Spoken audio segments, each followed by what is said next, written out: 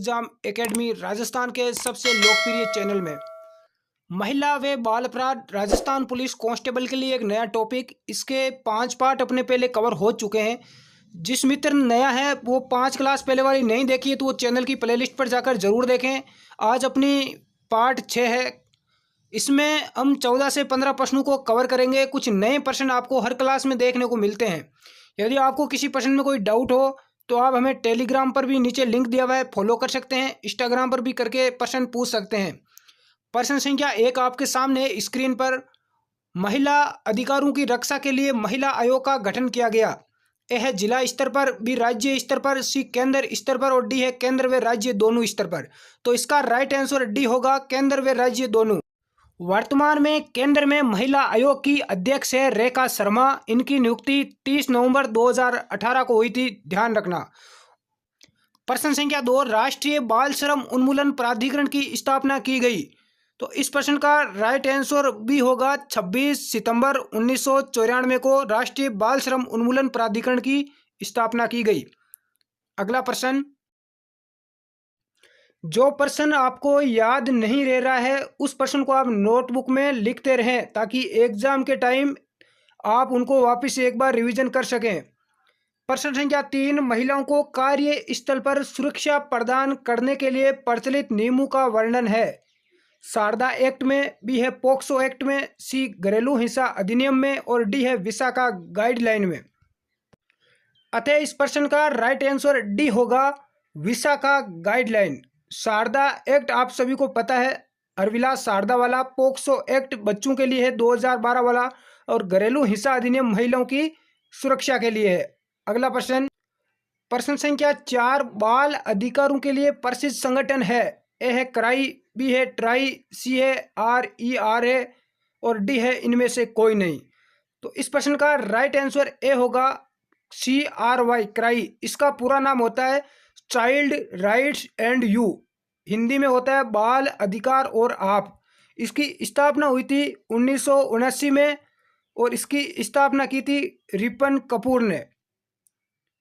इसके साथ में एक विशेष सूचना, नीचे आपको टेलीग्राम चैनल का लिंक दिया हुआ है। जो पहले लिंक था वो टेलीग्राम ग्रुप का था, अब टेलीग्राम चैनल का दिया हुआ है, उसमें आप जुड़ जाएं। वहाँ आपको हर टॉपिक के हमेशा के 5 प्रश्न मिलेंगे टेस्ट सीरीज के रूप में। टेस्ट क्विज मिलेगी आपको, बहुत ही अच्छी वहाँ पर तैयारी होने वाली है, इसलिए टेलीग्राम चैनल को नीचे ज्वाइन कर। प्रश्न संख्या 5, बाल श्रम के विरुद्ध सबसे प्रसिद्ध सामाजिक कार्यकर्ता कौन है। ए है अमिताभ बच्चन, बी कैलाश सत्यार्थी, सी स्वामी रामदेव और डी है हरविलास शारदा। तो इस प्रश्न का राइट आंसर बी होगा, कैलाश सत्यार्थी। इन्होंने 1980 में बचपन बचाओ आंदोलन चलाया था और दुनिया भर में 144 देशों में 83,000 से अधिक बच्चों की रक्षा की थी। इन्हें 2014 में नोबेल शांति पुरस्कार से भी नवाजा गया था। बढ़ते हैं अगले प्रश्न की ओर। प्रश्न संख्या 6 है, 6 से 14 वर्ष तक के बालकों को निःशुल्क एवं अनिवार्य शिक्षा प्रदान करने के लिए संविधान में संशोधन किया गया। ए है प्रस्तावना में, बी मूल अधिकारों में, सी है मूल कर्तव्यों में और डी है उपयोग इन सभी में। इसका राइट आंसर बी होगा, मूल अधिकारों में। 6 से 14 वर्ष तक के जितने भी बच्चे हैं उन सभी को निःशुल्क और अनिवार्य शिक्षा दी जाएगी। बढ़ते हैं अगले प्रश्न की ओर। बालकों को निःशुल्क व अनिवार्य शिक्षा प्रदान करने वाला संविधान संशोधन है। अतः इस प्रश्न का राइट आंसर बी होगा, 86वां संविधान संशोधन। अनुच्छेद 21A, RTI राज्य में 6 से 14 वर्ष तक की आयु के सभी बच्चों को निःशुल्क व अनिवार्य शिक्षा उपलब्ध करवाएगा। बढ़ते हैं अगले प्रश्न की ओर। कोई विद्यार्थी नया है जिसने चैनल को सब्सक्राइब नहीं किया है तो लाल बटन दबा के चैनल को सब्सक्राइब कर ले ताकि आने वाली सूचना और नोटिस आपको सबसे पहले मिल सके। वीडियो को लाइक करना ना भूलें। संविधान का कौन सा अनुच्छेद बालकों को कारखानों में काम करने से रोकता है। अनुच्छेद 24, अनुच्छेद 21, अनुच्छेद 15 और अनुच्छेद 28। तो इसका राइट आंसर ए होगा, अनुच्छेद 24। अगला प्रश्न, बाल विवाह निषेध अधिनियम लागू हुआ। बाल विवाह निषेध अधिनियम कब लागू हुआ था। ए 14 नवंबर 2006, बी 1 नवंबर 2007, सी 1 अक्टूबर 2006 और डी है 14 अक्टूबर 2007।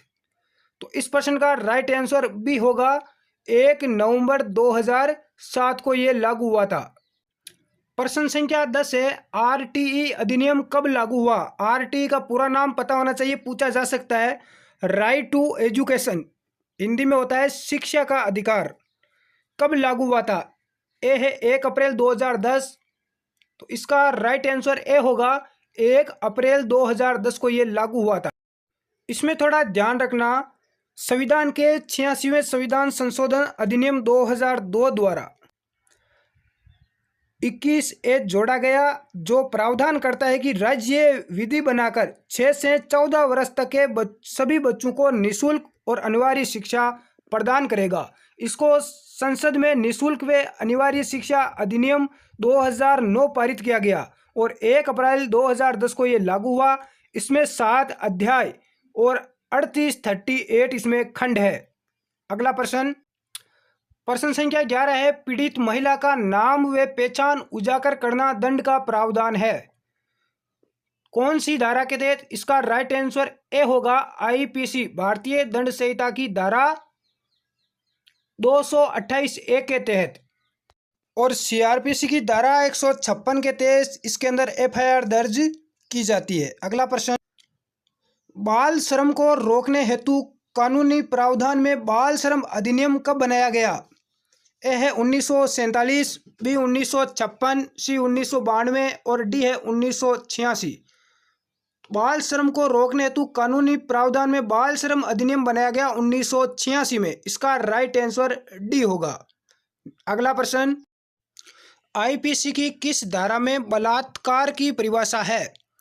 इस प्रश्न का राइट आंसर ए होगा धारा 375 में बलात्कार की परिभाषा दी गई है। यहाँ बात करें धारा 376 की, तो इसमें दुष्कर्म के लिए सजा का प्रावधान है।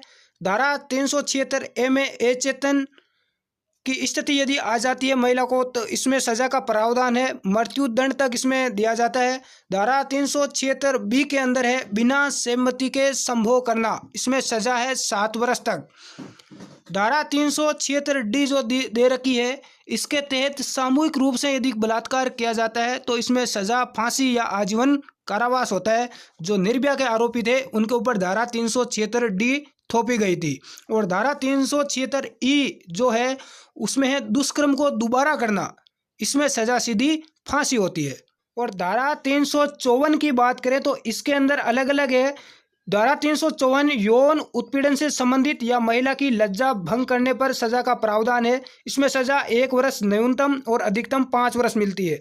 धारा 354A की बात करें तो ये यौन संबंध बनाने की यदि कोई व्यक्ति मांग करता है या अश्लील चित्र भेजता है, महिला पर किसी प्रकार की टिप्पणी करता है, तो इसके लिए सजा 1 साल होती है धारा 354A के तहत। धारा 354B महिला को निवस्त्र करना, यदि आप ऐसा काम करते हो तो धारा 354B लागू होगी। सजा न्यूनतम 3 साल है और अधिकतम इसमें 7 वर्ष की है।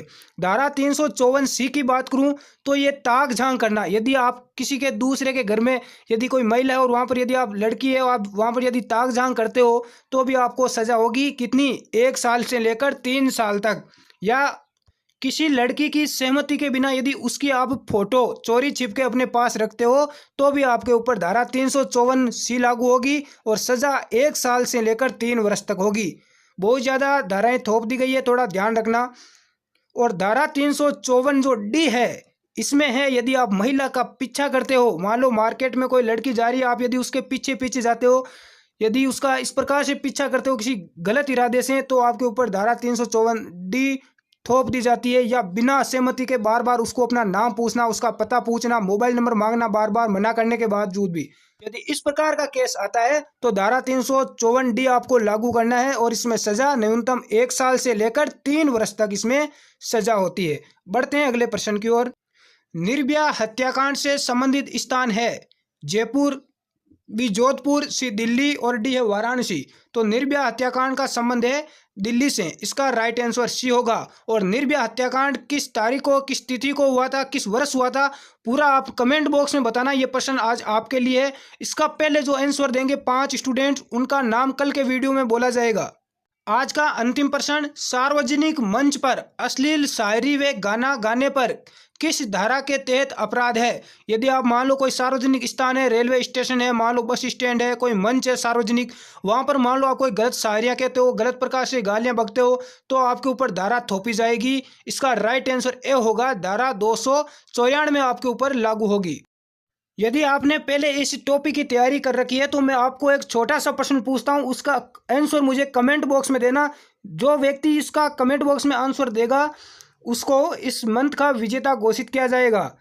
मैं प्रश्न पूछता हूं, मान लो किसी को मृत्युदंड दे दिया जाता है, जैसे निर्भया के अपराधियों को फांसी की सजा दी गई थी, लेकिन फिर जो वकील वगैरह होते हैं वो क्या करते हैं, राष्ट्रपति को फांसी की सजा रोकने का आपको पता होगा अधिकार दिया हुआ है कि राष्ट्रपति किसी कोई भी फांसी की जो सजा है उसको कम कर सकता है, उसको उम्र आयु आजीवन में या उम्र कैद में बदल सकता है।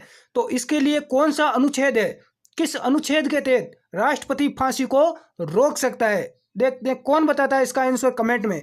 कल के वीडियोज में मैं उसका नाम अनाउंस करूंगा, देखे कौन किसका राइट आंसर देते हैं। इसके अलावा मैं आपको कुछ धाराएं और बता रहा हूं, उनको लिख लेना, महत्वपूर्ण है एग्जाम की दृष्टि से। जो यहाँ पर दी हुई है धारा 376 जो दी हुई है मैंने बता दिया है, दुष्कर्म के लिए सजा का प्रावधान है। और धारा 376D सामूहिक रूप से किया गया बलात्कार, ये मैंने पहले ही बता दी। तो वीडियो को लाइक करें, चैनल को सब्सक्राइब करें। मिलते हैं अगली क्लास में। एग्जाम नज़दीक आ गया, बिल्कुल घबराने की आवश्यकता नहीं है। मैं महिला बाल अपराध का पूरा सिलेबस आपको यहाँ पर निःशुल्क यूट्यूब पर फ्री करवाऊंगा, पूरा का पूरा सिलेबस।